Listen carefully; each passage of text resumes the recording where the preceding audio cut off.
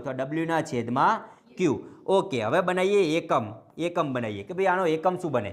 ચલો, ડબલ્યુ એટલે કાર્ય. કાર્યનો એકમ શું હોય ખબર તમને? જૂલ. કાર્યનો એકમ શું હોય?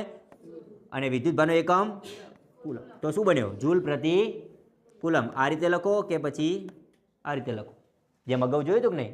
ઓકે, તો વિદ્યુત સ્થિતિમાનના તફાવતનો એકમ છે જૂલ પ્રતિ કુલમ. પરંતુ વિદ્યુત સ્થિતિમાનનો એક એસઆઈ એકમ છે. તફાવતનો કયો એકમ?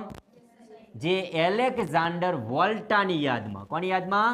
એલેક્ઝાન્ડર વોલ્ટાની યાદમાં શું આપ્યો? વોલ્ટ. શું આપ્યો? જેને વી વડે દર્શાવવામાં આવે. આ પણ એક વસ્તુ સેમ છે. જો વિદ્યુત સ્થિતિમાન તફાવતને પણ વી વડે દર્શાવાય અને એના એકમને પણ વી વડે જ દર્શાવવામાં આવે છે.